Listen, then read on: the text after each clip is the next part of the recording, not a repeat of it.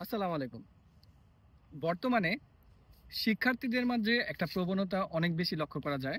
সেটা স্কুল হোক, কলেজ হোক, বিশ্ববিদ্যালয় হোক। পড়াশোনা শেষ করেই তাকে বিদেশ চলে যেতে হবে। কিন্তু এটা কেন? ঢাকা বিশ্ববিদ্যালয়ে একটা জরিপে দেখা গিয়েছে যে, যেখানে আগে ৬০% লোক স্টুডেন্টরা বাংলাদেশে থেকে যেতে চাইতো, সেখানে এখন বর্তমানে ৬০% লোক এখন থাকতে চায় না। তারা এখন চলে যেতে চায় ইউরোপ, আমেরিকা, উন্নত দেশগুলোতে। কিন্তু কেন? কেন এমন হচ্ছে? এর মেইন কারণ হচ্ছে কর্মমুখী শিক্ষার অভাব। বাংলাদেশে শিক্ষা আছে, কিন্তু সেই শিক্ষা দিয়ে যে মানুষ একটা কিছু করে খাবে, তার ফিউচার লাইফ সেটেল করবে, সুন্দর করবে, সেটা কিন্তু সম্ভব হচ্ছে না। দেখা যায় লাখ, লাখ টাকা দিয়ে প্রাইভেটে পড়ার পরও একটা ৳২০,০০০ চাকরির জন্য তাকে ২ বছর ঘুরতে হয়। তো সে কেন এখানে লাখ, লাখ টাকা খরচ করে এই ৳২০,০০০ চাকরির জন্য সে তার জুতার তলি খরচ করবে, ক্ষয় করে ফেলবে? ঠিক না? যদি সেই লাখ টাকাটা সে যদি বিদেশে খরচ করে, তাহলে সেখান থেকে সে লাখ টাকা ইনকামও করতে পারছে। এর মানে তার ইনভেস্ট উঠে আসতেছে। শুধু টাকা না, তার শ্রম, তার মেধা কাজে লাগতেছে। কিন্তু বাংলাদেশে কি মেধাটা কাজে লাগে? অবশ্যই না। মেধা কাজে লাগানোর কোনো সিস্টেমই বাংলাদেশে তেমন একটা নেই। আছে খুবই ১ থেকে ৫% বলতে পারেন। মানে ৫% শিক্ষার্থীরা হয়তো সেই সুবিধাটা পায়। সেটা সরকারি বিশ্ববিদ্যালয় হোক অথবা সরকারি কোনো আ চাকরির যে জায়গাগুলো, বিসিএস ক্যাডার এরা পায়। কিন্তু কতজন বিসিএস ক্যাডার হতে পারে? কতজন ভালো সরকারি মেডিকেলে ভর্তি হতে পারে? কতজন চাকরি পায়? অল্প, কিছু অল্প। একবারে খুবই নগণ্য। সো আমি মনে করি যে আমাদেরকে আ বর্তমান যে সরকার আছে, সরকারের এই বিষয়গুলোকে ভাবা উচিত, এই বিষয়গুলোতে কাজ করা উচিত। যাতে আমাদের কর্মমুখী শিক্ষার হার বাড়ে এবং স্টুডেন্টরা যাতে পড়াশোনার শেষ করে লাখ টাকা খরচ করে বাংলাদেশেই যাতে লাখ টাকা না হোক, হয়তো আমরা উন্নত দেশের মতো লাখ টাকা ইনকাম করার মতো বাংলাদেশে অবস্থা নাই। কিন্তু আমরা একটা ভালো ইনকাম করতে পারি। বেকারত্ব যেভাবে বাড়তেছে দিন, দিন আরো ১০ বছর পর বাংলাদেশের অবস্থা আরো ভয়াবহ হবে। যে সরকারই আসুক, তারা যদি এই দিকটাতে কাজ না করে, তাহলে কিন্তু বাংলাদেশের অবস্থা কখনোই ভালো হবে না। কারণ বেকারত্ব বাড়লে দেশের উন্নয়ন অসম্ভব। একটা বেকার মানুষ সে দেশের উপকারের কথা ভাবতে পারবে না। সে দেশপ্রেমের কথা ভাবতে পারবে না যে, "না, আমি দেশের জন্য কিছু করব।" কারণ সে তো নিজের জন্যই কিছু করতে পারতেছে না। সে নিজের চাহিদা মিটিয়ে যখন উপরে উঠবে, তখন সে দেশের কথা ভাববে, সে দশের কথা ভাববে। যেখানে সে নিজেই কিছু করতে পারতেছে না, সে পরিবারের জন্য কি করবে? পরিবারের জন্য না করতে পারলে সমাজের জন্য সে কি করবে? দেশের জন্য কি করবে? সো আমাদের কিন্তু বর্তমান যে শিক্ষা ব্যবস্থা সেটাকে এখন নতুনভাবে আবারও ঠিক করার একটা সময় এসে পড়েছে। কারণ এখন নতুন বাংলাদেশ, নতুন সবকিছু। কিন্তু দেখা যাচ্ছে যে সরকারের এই বরাবরই এইগুলোর প্রতি উদাসীন।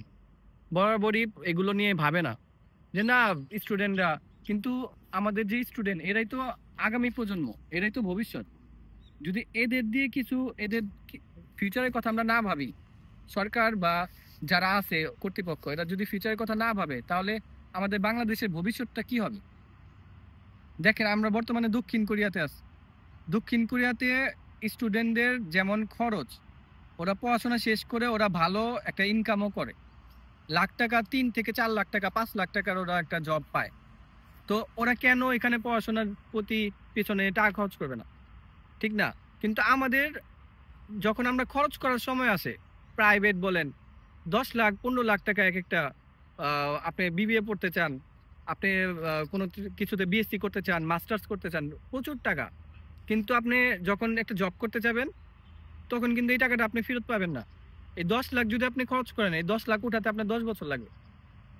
তো একটা দেশের একটা মানুষ স্টুডেন্ট যখন জব শেষ পড়াশোনা শেষ করে, তখন সে একটা ভালো কিছু জব করে একটা ফ্ল্যাট কিনবে বা একটা গাড়ি কিনবে, বিয়ে করবে, ফিউচার হবে তার। ওই সিস্টেমটা হয় না। তার একটা ভবিষ্যৎ করতে, করতে তার ১৫-২০ বছর এমনকি সারা জীবন শেষ হয়ে যায়। কিন্তু ইউরোপ বা আমেরিকা, কোরিয়া এখানে খুব অল্প সময়ের মধ্যে কেউ গাড়ি কিনে ফেলে, কেউ ভালো একটা ফ্ল্যাট কিনে ফেলে, কেউ জায়গা কিনে ফেলে। তো আমরা বলব না যে বাংলাদেশের সাথে আমরা কেন ইউরোপের তুলনা করতেছি। আমরা বলবো যে ওদের কি আছে যেটা আমাদের নাই? ওদের যেটা আছে সেটা হচ্ছে ওরা শিক্ষাটাকে কাজে লাগায়। ওরা স্টুডেন্টদের কথা ভাবে। ওদের যে বাজেট, সংসদের যে বাজেট থাকে পার্লামেন্টের, বেশিরভাগ বাজেটই থাকে স্টুডেন্টদের জন্য। কারণ ওরা জানে যে ওদের আগামী প্রজন্ম যদি ভালো থাকে, তাহলে ওরা ভালো থাকবে। কিন্তু আমাদের দেখেন বিগত স্বাধীনতার থেকে ৪০-৫০ বছরের মধ্যেও কখনো কি স্টুডেন্টদের জন্য কোনো বাজেট পাইছেন? কোনো ভালো বাজেট যে না আমরা স্টুডেন্টদের জন্য এটা সেটা করছি। হ্যাঁ, বিশ্ববিদ্যালয় বানায় রেখে দিছে, মেডিকেল বানায় রেখে দিছে। কিন্তু কয়টা মেডিকেলের কতজন চান্স পায়? ঠিক না? জরিপে দেখেন যে পরিসংখ্যান পরীক্ষা দেয় ধরেন ১০,০০০ চান্স পায় ১০০। তা বাকি যারা মেধাবী ছিল তাহলে কি ১০০ জনই মেধাবী? অবশ্যই না। বাকিরাও তো মেধাবী ছিল কিন্তু ওরা তো সুযোগ পাচ্ছে না। আবার এই ১০০ জন পড়ার পর ওরা চলে যায় বিদেশ। কারণ কেন? এখানে জব নাই। আপনি এত কষ্ট করে পড়াশোনা করার পর, ইঞ্জিনিয়ার হওয়ার পর, ডাক্তার হওয়ার পর এখানে ভালো জব নাই। ভালো টাকা ইনকাম হয় না।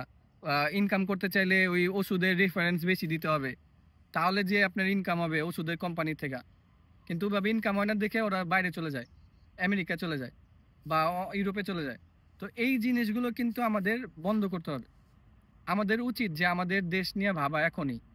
তরুণদের নিয়ে ভাবা। যে তরুণরা কিভাবে তাদের পড়াশোনা শেষ করে জব সেক্টরে ভালো ইনকাম করতে পারে, তারা সেটেল হতে পারে। তারা যদি সেটেল হয় তাহলে আমাদের বাংলাদেশের যে আগামী প্রজন্ম তারা বড় হবে, উন্নত হবে, বাংলাদেশ উন্নত হবে। বাংলাদেশটা শুধু একটা ম্যাপ না, মানচিত্র না। এটা হচ্ছে হলো এই ২০ কোটি ২১ কোটি মানুষের একটা দেশ। এই ২০ কোটি ২১ কোটি মানুষ যদি উন্নত হয় তাহলে বাংলাদেশ উন্নত হবে। এই যে আমরা বিদেশে আছি, বাংলাদেশকে কিন্তু ওরা চিনে না। চিনে কাদেরকে? আমাদেরকে। আমাদের কথাবার্তা, আমাদের আচার-আচরণ দিয়ে বুঝতে পারে যে বাংলাদেশের মানুষ কেমন হবে। তো আমাদের ছাত্রদের জীবন ব্যবস্থা যদি সুন্দর হয়, তাহলে বাংলাদেশ কিন্তু সুন্দর হবে। তো এটার জন্যই আমি বলতে চাই যে কর্মমুখী শিক্ষা, তারপরে শিক্ষার পর যে জব, এটার নিশ্চয়তা দিতে হবে।